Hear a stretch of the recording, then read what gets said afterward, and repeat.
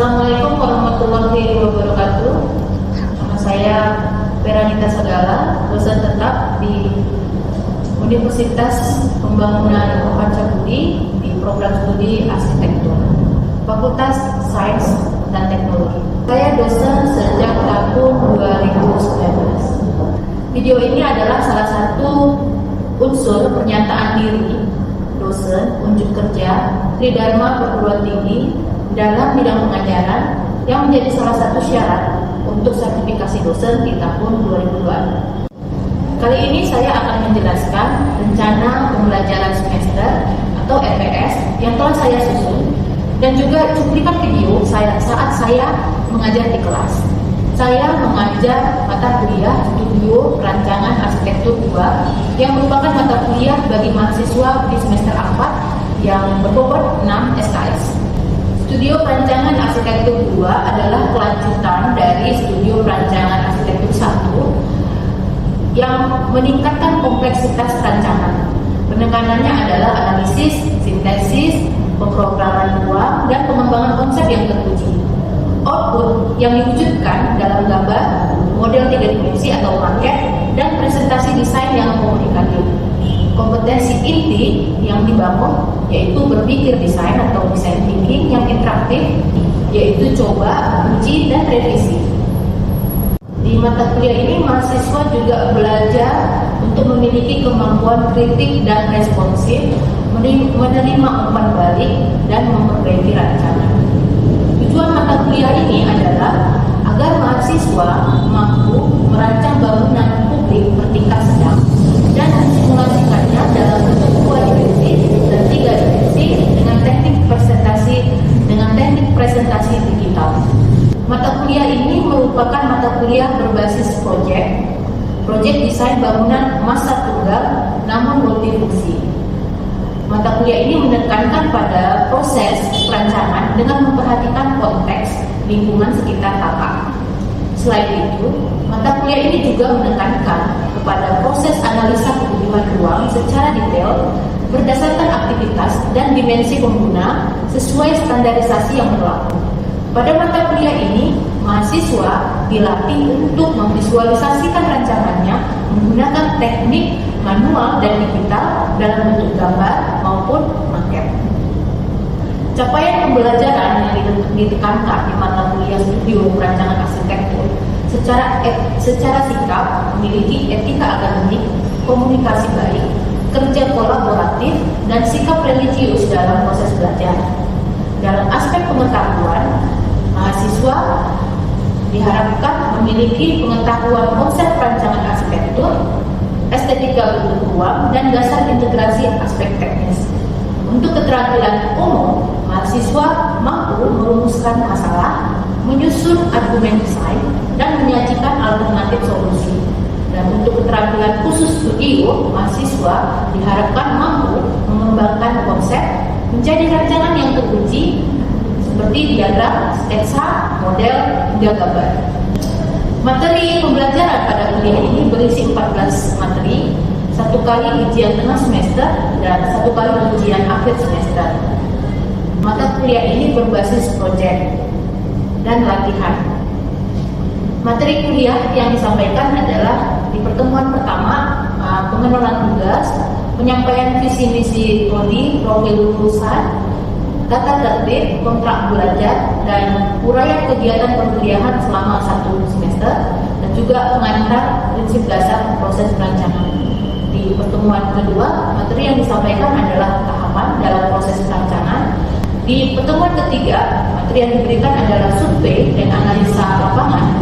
Dan di materi di pertemuan keempat yang disampaikan adalah analisa kajian literatur. Di pertemuan kelima, materinya menganalisa data non-fisik, hasil studi literatur, dan studi kasus. Di pertemuan keenam yang dibahas adalah tentang pemrograman ruang, dan di pertemuan ketujuh bicara tentang skala dan proporsi gambar konsep ruang. Di pertemuan ke-8 ada ujian tengah semester merupakan kumpulan evaluasi dari hasil materi pertemuan 1 sampai 7. Di pertemuan ke-9, mahasiswa diajak belajar mengenai skala, proporsi, gambar konseptual, dan membuat gambar konseptual. Di pertemuan 10, mahasiswa belajar membuat gambar prarancangan, yaitu gambar benang. Di pertemuan 11, mahasiswa belajar gambar prarancangan tampak. Dan di pertemuan 12, mahasiswa belajar prarancangan potongan.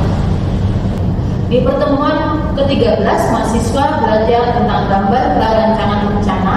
Di sini juga ada proses asistensi, progres, proyek yang telah mereka lakukan. Dalam hal ini, proyeknya kita pilih bangunan tingkat sedang seperti hotel. Nah, di pertemuan ke-14, setelah prarancangan selesai dengan tampak potongan, kita memberikan materi gambar prarancangan integrasi antara struktur dan utilitas yang digunakan di bangunan prarancangan yang telah mereka selesaikan. Di pertemuan ke-15, materi yang kita sampaikan bagaimana melakukan visualisasi dalam bentuk 3 dimensi, maket, dan membuat ilustrasi hasil rancangan. Seluruhnya, proses pembelajaran ini diakumulasi di pertemuan 16 di ujian akhir semester, yaitu pengumpulan tugas besar, pengumpulan gambar kerja yang sudah dihasilkan mahasiswa selama 1 semester. Materi-materi tersebut dapat diakses mahasiswa di dalam halaman Google Classroom yang saya sediakan khusus, yang dapat mereka akses. Di dalam Google Classroom tersebut terdapat materi, pengumpulan tugas, dan juga contoh-contoh buku-buku referensi yang bisa mereka akses yang saya miliki. Perkuliahan dilakukan sepenuhnya dengan tatap muka, karena proses belajar di studio sangat membutuhkan interaksi yang intens antara dosen dan mahasiswa, memperhatikan setiap detail gambar yang telah dikerjakan mahasiswa. Untuk media pengumpulan tugas, saya juga tetap melakukan proses dengan tatap muka dengan menyediakan proses backup di dalam Google Classroom untuk pengumpulan tugas, sehingga ada 2 keluaran dari mahasiswa, yaitu bentuk secara fisik dan juga bentuk secara digital. Ada beberapa referensi yang saya jadikan sumber belajar di perkuliahan saya, seperti buku dari Francis Descartes dengan judul Bentuk, Ruang, dan Susunannya, buku Edward T. White tahun 2003 dengan judul Site Analysis Diagramming Information for Architectural Design, Florida Data Architect karya Neymar, dan buku saya sendiri, buku Pengantar Real Estate, Teori dan Aplikasinya pada Perumahan, karya Veranita Sagala. Mahasiswa juga diperbolehkan menggunakan referensi dari mana saja sebagai bahan perbandingan. Indikator, kriteria, dan bobot penilaian dari proses pembelajaran ini adalah 15% analisa bentuk PowerPoint dan poster, 30% dari konsep dan implementasi konsep pada desain atau simulasi desain, keluarannya dalam bentuk PowerPoint atau poster, dan 25% penilaian dari teknik menggambar atau gambar rancangan, 15% dari teknik presentasi PowerPoint atau posternya, dan 15% dinilai dari keluaran maket atau model 3 dimensi yang mereka buat. Saya juga berusaha memberikan feedback atas latihan atau biasa kami sebut tugas besar mahasiswa, yang prosesnya sering disebut dengan istilah asistensi gambar. Seperti yang terlihat pada video, kami bersama-sama menganalisis proses progres gambar yang sedang dilakukan mahasiswa di kelas. Selanjutnya, berikut ini adalah cuplikan video pengajaran yang saya lakukan di kelas. Assalamualaikum.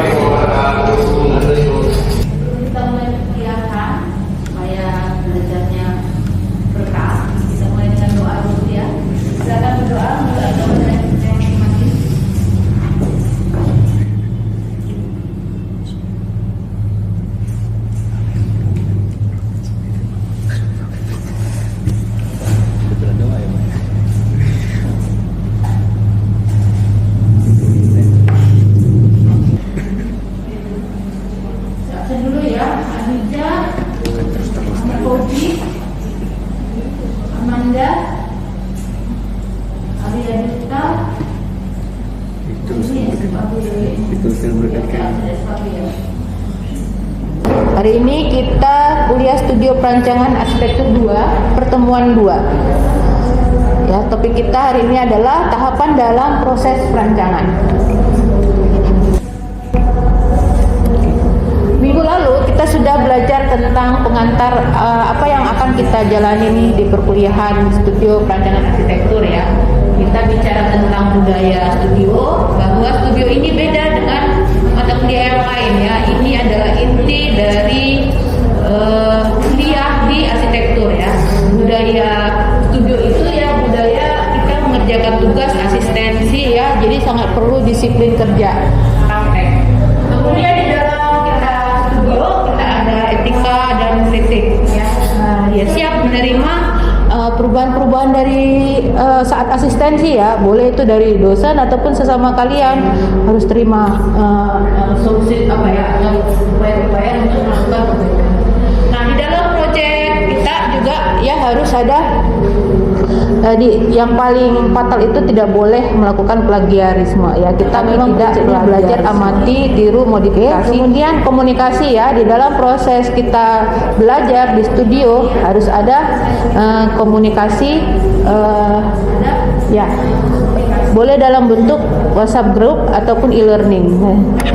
Saya sudah buatkan Google Classroom di kalian untuk komunikasi, pengumpulan tugas ya, adanya di Google Classroom. Kemudian bisa nanti kalian masalah teknis bisa via WhatsApp group. Oke. Apa yang kalian ingat di pertemuan yang lalu? Saya mau nanya dulu. Selain yang saya sampaikan, apa mata kuliah yang saya berikan pertemuan lalu? Minggu lalu. Boleh, silakan bebas. Apa yang kalian ingat di studio minggu lalu? Kita bahas apa ya? Nah, coba dapat senyum-senyum. Apa yang kamu ingat minggu lalu? Bahas apa kita? Kamu minggu lalu ngapain? Menggambar pondasi. Itu di struktur. Kalau di studionya kita gak belajar apa? Di studio asistensi ya. Nah, apa yang kalian ingat di proses asistensi?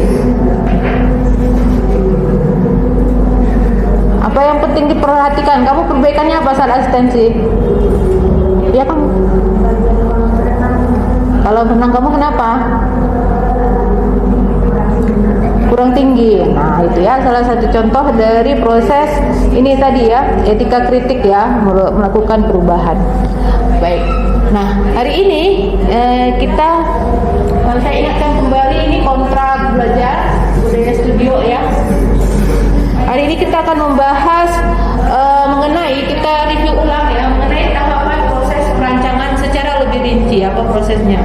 Kemudian output dokumen setiap tahapan dari proses itu ada pengeluarannya. Jadi kita lihat contoh-contohnya.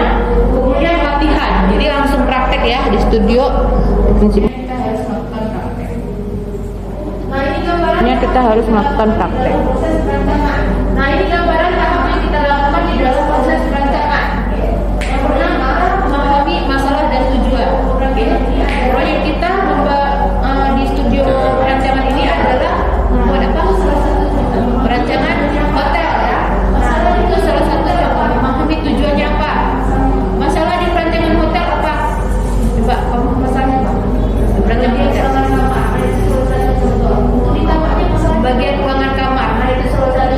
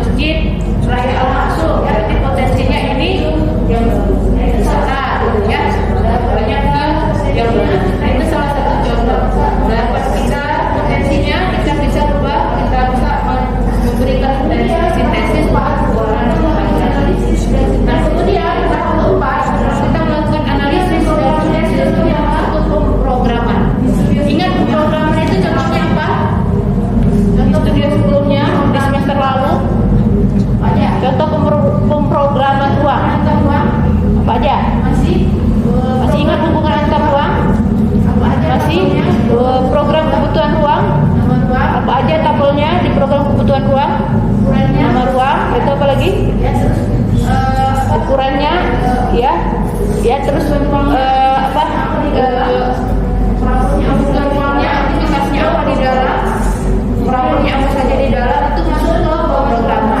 Ya. Kemudian kita susun ruangan-ruangannya, ya, berdasarkan zoning, apakah zoningnya publik, maupun privat, ya.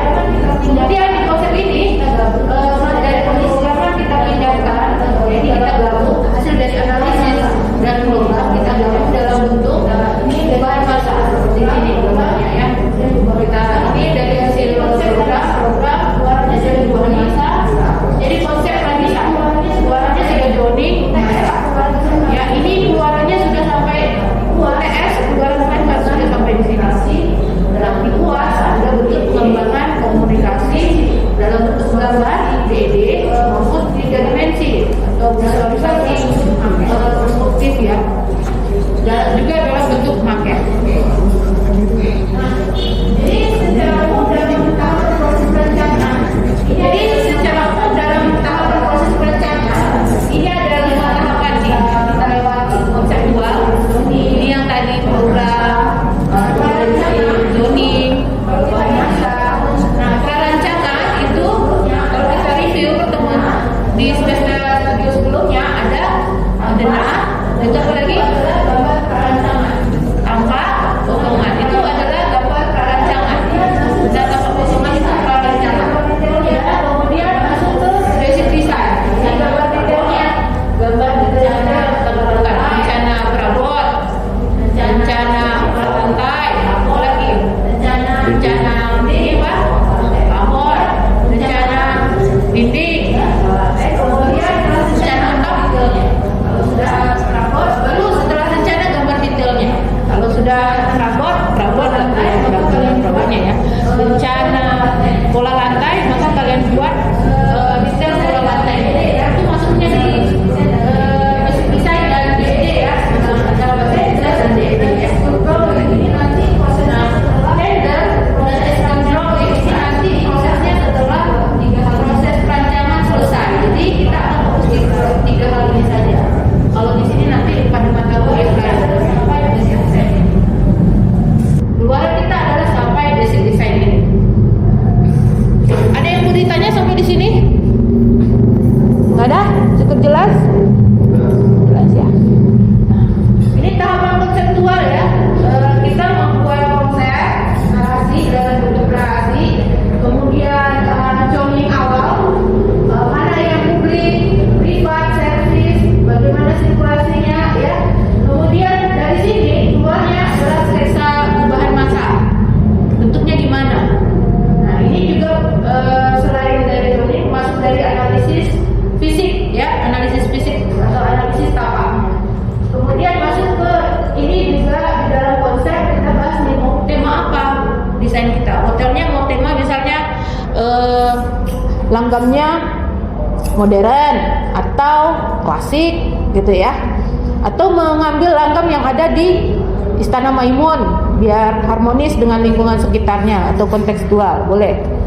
Kemudian ini prarancangan, membuat denah skematik, ya, atau kalau saya bilang denahnya 1 garis saja, yang penting nampak nama ruang, nah, nama ruang, kemudian posisi pintu nanti didetailkan di denah. Nah, itu kelihatan zoningnya di dalam denah kalian. Kemudian masuk ke diagram mesin atau bahan masa. Kemudian tampak potongan skematiknya. Jadi dapat bahan masa ini kita bikin tampak dan potongan. Baru sketsa perspektif dasar, sketsa awal lah, ya. Ini saat prarancangan. Kemudian di saat pengembangan rancangan, gambarnya sudah lebih detail, sudah mulai nampak notasi dinding, jendelanya sudah kelihatan. Nah, ini nanti terproyeksikan ke tapak. Diagram sistemnya sudah nampak pola splitnya, kalau struktur, mana kolomnya, di mana kolomnya, berapa jarak kolomnya. Nah, kalau sudah dapat benarnya, kalian sudah tahu fungsi utilitasnya, di mana pola jalur mekanikal elektrikalnya, sampingnya, lift, ya, tangga. Nah, kemudian masuk ke model 3 dimensi, bentuk 3 dimensinya atau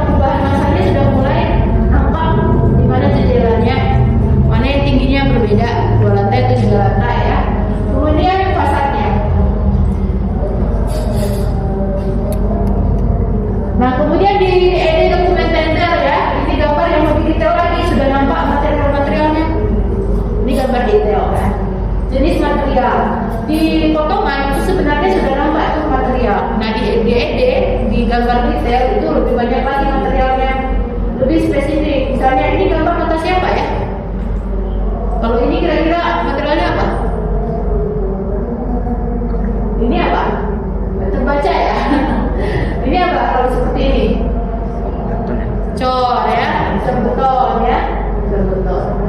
Jadi semua informasi dan ukuran dimensinya.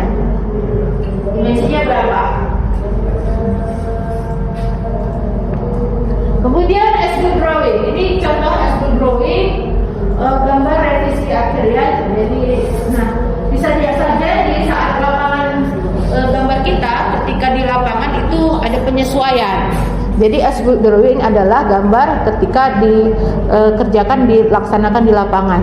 Dan perubahannya itu harus digambar ulang. Jadi dokumentasinya sebelum saat dikerjakan arsitek yang namanya DED. Nah kalau as-built ini saat di lapangan. Ini di luar lingkup studio memang ya. Nah ini misalnya contohnya pemindahan pintu, material ya. Biasanya perubahan-perubahan ini terjadi karena permintaan di lapangan atau kondisi teknis di lapangan ya. Oke, jadi ini gambaran matriks proses perancangan, ada konseptual, perancangan, basic design dan DED sampai ke as-built. Kita nyampe di 3 ini aja. Oke, sampai di sini ada pertanyaan untuk materi kuliah? Cukup jelas? Tapi dindingnya tuh di pinggir ya? Itu gridnya di kolom atau di dinding? Sebaiknya dinding ada di atas. Dihindari posisinya memang ini ya. Kalau kita itu kan bisa rupanya 70 kali 70. Ini kayaknya ini kan 40 nih ya kan. Bayangin itu besarnya kolom kita tuh. Dindingnya boleh nggak di pinggir? Prakteknya ada. Tapi sebaiknya jangan karena beban strukturnya beda. Jadi yang kita lihat itu ketika mendesain dia posisi dinding pasti as. Tetap di as ya. Coba saya lihat dulu tugas-tugas kalian yang saya tulis sampai mana beban strukturnya.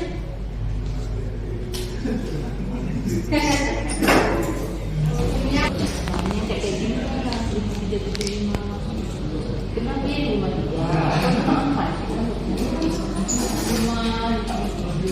30 cm, 1,75 mili ya kan? Ada di benar ya. Ya saya. Ini sampai zaman ini harus sesuai dengan yang berapa ya? Jangan dirubah si dimensinya. Apa yang harus ya? 3.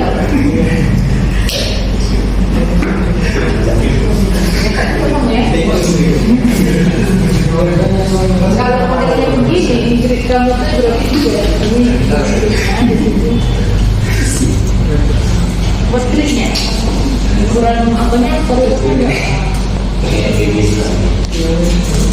3 meter, udah berarti kalau di sini. Nah ini tugasnya ya, tugasnya adalah membuat operasi visual, lakukan riset minimal 1 contoh visual tahapan. Kita kalian ambil contohnya, kemudian apa bedanya ketika setelah dibangun. Saya kasih contoh ini ya. Anak sekolah. Nggak bosan kuliah 2%. Jadi ini dari zoning kan? 2%. Jadi keluaran zoning sama apa? Program uang kan dapatnya ini. Hubungan antar uang. Kalau hubungannya langsung berarti ada gratis. Yang bisa dibaca. Uang keluarga itu ketemunya pohon, kamar ketemunya pohon. Nah ini harusnya langsung. Kalau tidak langsung begini, tidak terhubung tapi dekat, gitu ya. Nah, kemudian dari sini kita ubah ke denah. Ini sketsa konsep denahnya ya. Nah gambarnya jadi begini, terhubung. Prinsip yang kita buat konsep muncul di sketsa denahnya. Ruangannya nampak, kemudian denahnya satu garis saja ya. Dari situ kita mulai detailkan gambar kita ke gambar yang lebih mendekati DED. Dari gambar DED. Dan nampak plafonnya, dan nampak sirkulasi orangnya, biasa. Nah, tugas kalian mencari contoh yang seperti ini, bisa? Nah, nanti di pertemuan berikutnya bisa kita lihat, ya, kita pelajari dari tugas kalian untuk pengembangan tugas besar video rancangan kita.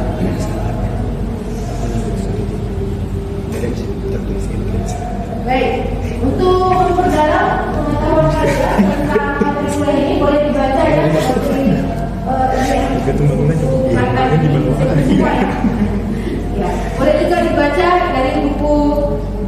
saya, nanti saya kirimkan di Google Classroom. Interesting. Ya, pengumpulan tugas di Google Classroom, materi kuliah juga nanti saya berikan di Google Classroom. Oke, sampai di sini ada pertanyaan? Cukup? Cukup dulu. Cukup. Terima kasih atas waktunya. Silakan mengerjakan tugas. Sampai jumpa minggu depan. Assalamualaikum warahmatullahi wabarakatuh. Waalaikumsalam warahmatullahi wabarakatuh. Terima kasih, Bu. Demikianlah cuplikan pengajaran sekaligus mengakhiri paparan saya di video kali ini. Semoga bermanfaat